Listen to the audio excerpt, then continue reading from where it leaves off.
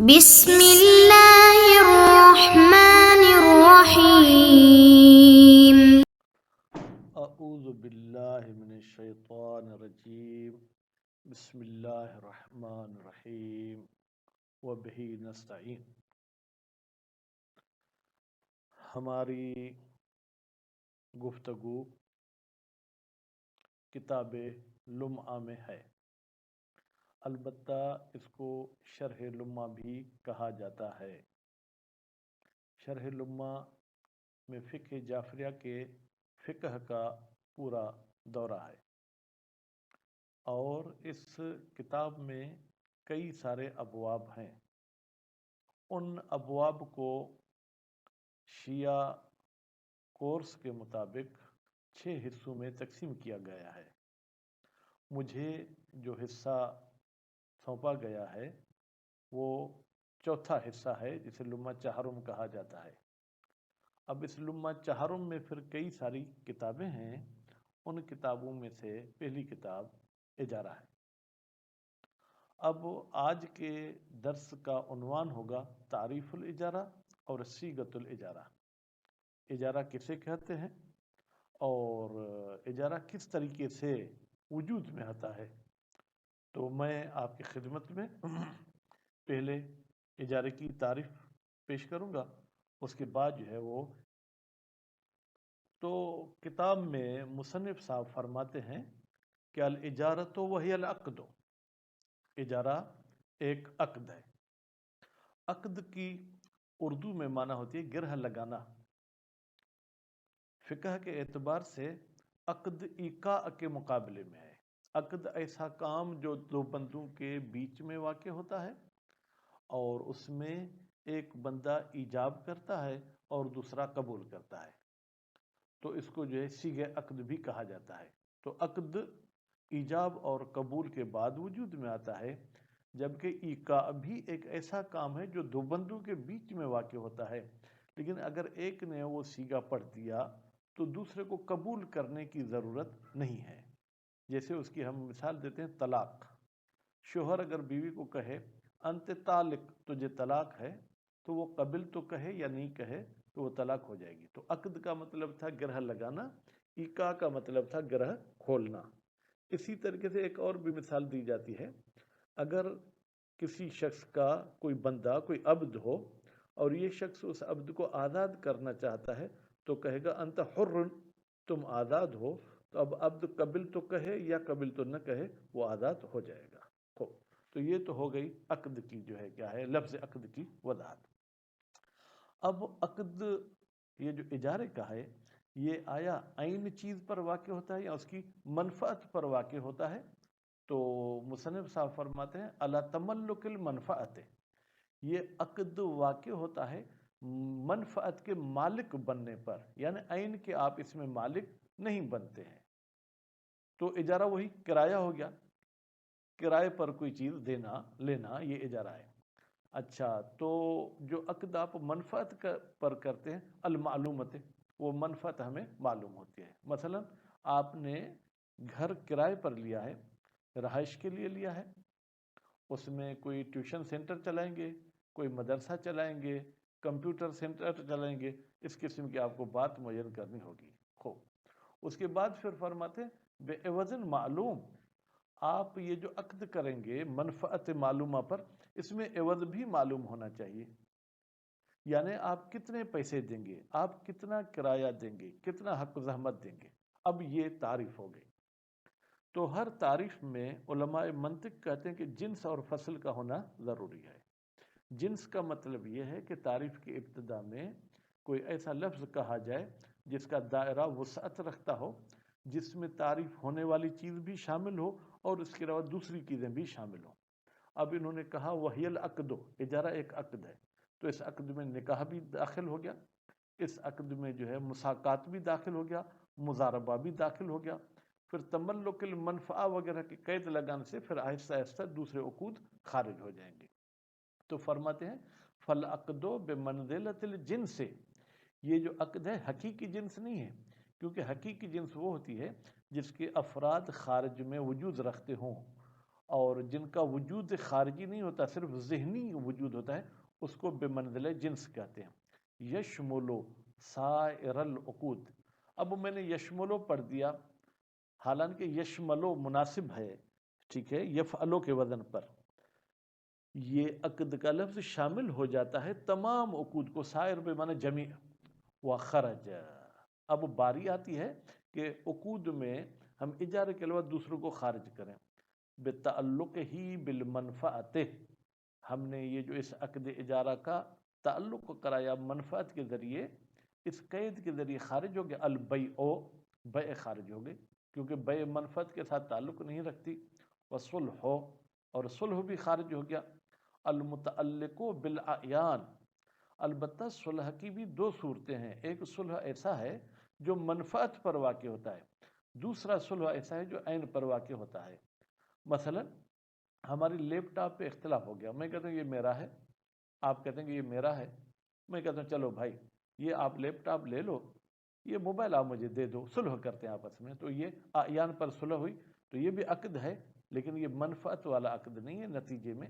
یہ اجارے کی تعریف سے خارج ہو گیا۔ وہ بالعوض،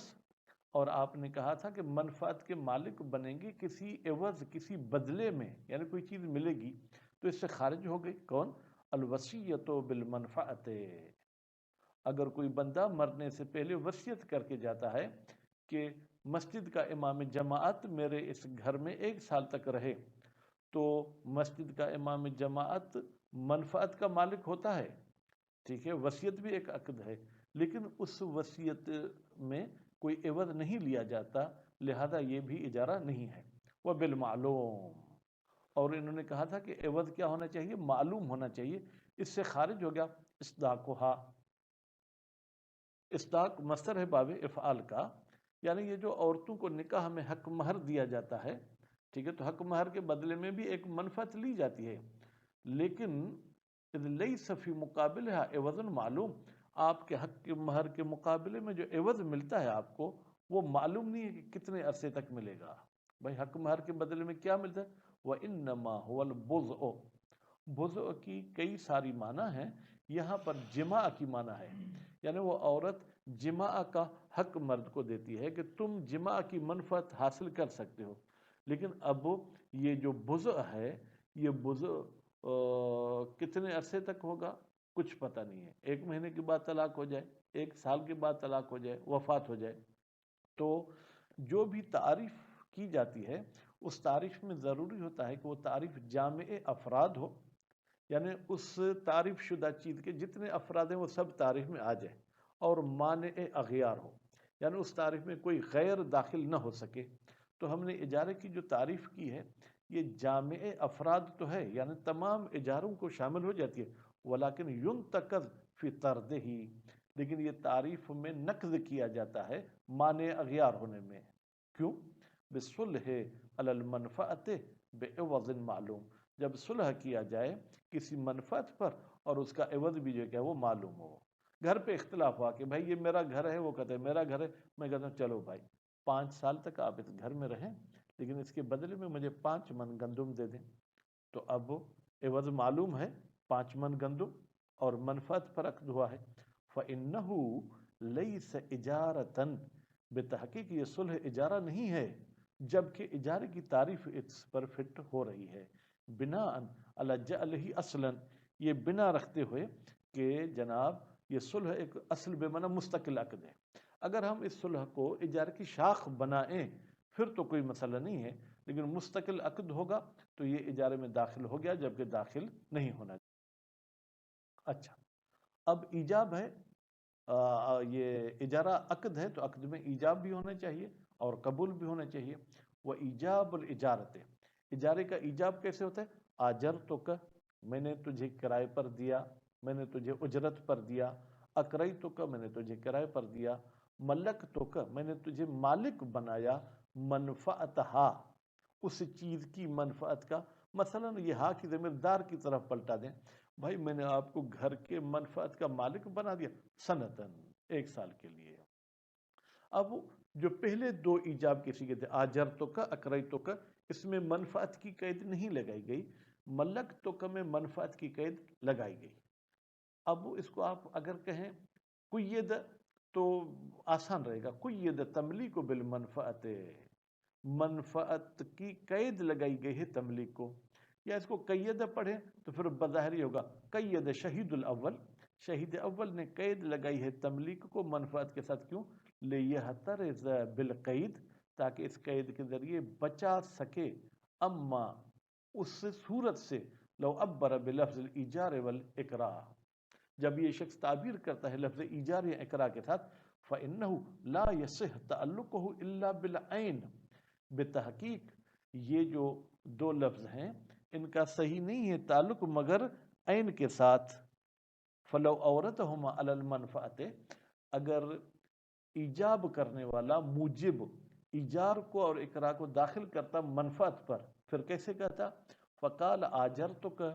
میں نے تجھے کرائے پر دے دیا، کیا؟ منفعت ہذہ الدار، اس گھر کی منفعت کو، مثلا لم یصح، تو یہ صحیح نہیں تھا۔ لیکن تملیک جو ہے کیا ہے وہ منفعت ہو سکتی ہے، یعنی میں نے آپ کو اس کے نفع کا مالک بنا دیا، لأن تملیک، اس لیے کہ تملیک یفید نقل ما تعلق به، فائدہ دیتا ہے کہ نقل ہو جائے ما، وہ چیز، تعلق تملیک بہ، جس کے ساتھ تملیک کا تعلق ہے۔ فإن ورد تملیک علی الاعیان، اگر یہ تملیک اعیان پر وارد ہو، افاد، تو یہ تملیک فائدہ دیتی ہے، ملک الاعیان، یعنی اب ان چیزوں کی ملکیت ہی منتقل ہو گئی، ولیس ذالک مورد الاجارت، جبکہ ملکیت کا منتقل کرنا یہ اجارے کا مورد نہیں ہے، کیوں؟ لأن العین تبقى،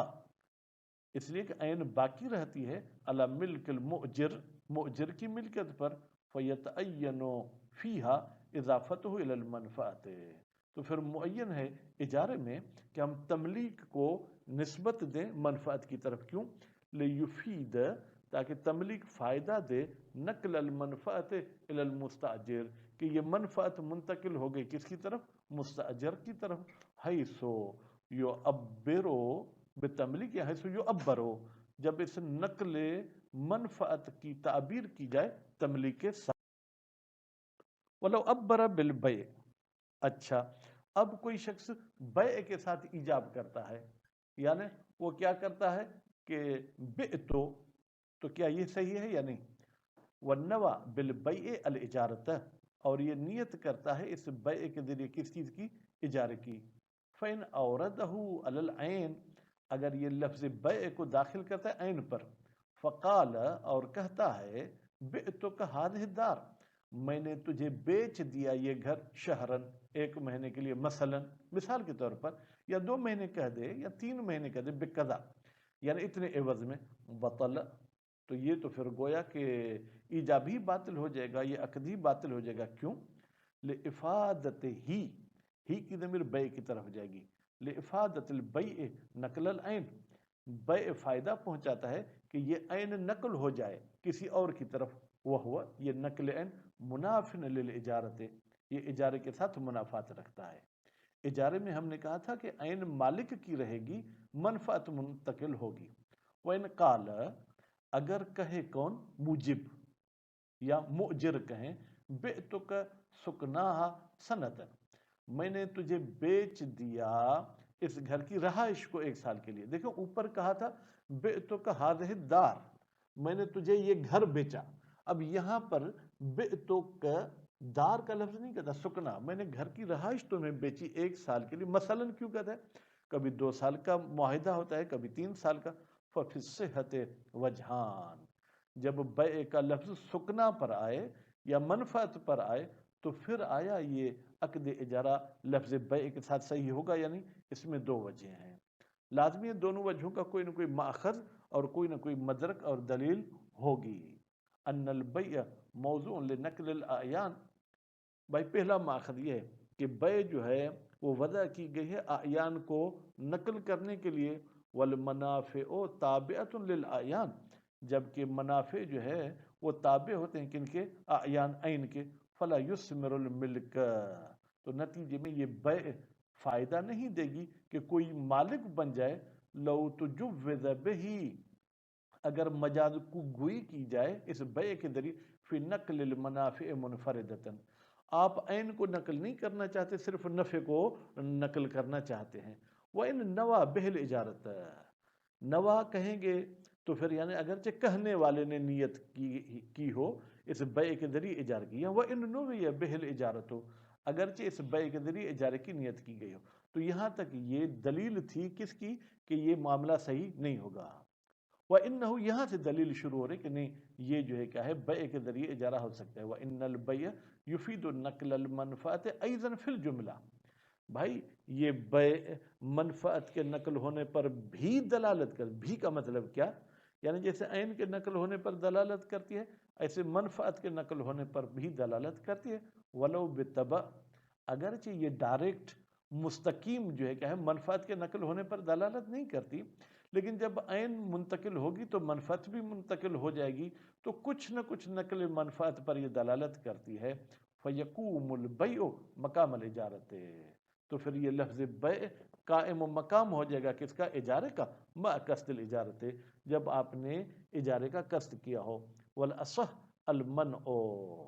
اور صحیح یہ ہے کہ جو ہے آپ منع کریں کہ لفظ بیع کے ساتھ اجارہ نہیں ہو سکتا۔ تو ہمارا یہ درس تھا جس کا مختصر خلاصہ یہ تھا کہ اجارہ مصدر ہے، اس کو ایجار بھی کہا جاتا ہے، اور اجارہ عقد ہے، اور عقد کے لیے ایجاب اور قبول ہوتا ہے، اور ایجاب اور قبول کے لیے مخصوص الفاظ تھے جو آپ کے سامنے پیش ہوئے۔ اب کل آپ سے یہ سوال کیے جا سکتے ہیں کہ بھائی آیا بعتوں کے ذریعے اجارے کا ایجاب کیا جا سکتا ہے، ملکتوں کے ذریعے اس کا جو ہے وہ ایجاب کیا جا سکتا ہے یا نہیں کیا جا سکتا۔ وصلی اللہ علی محمد و آل محمد۔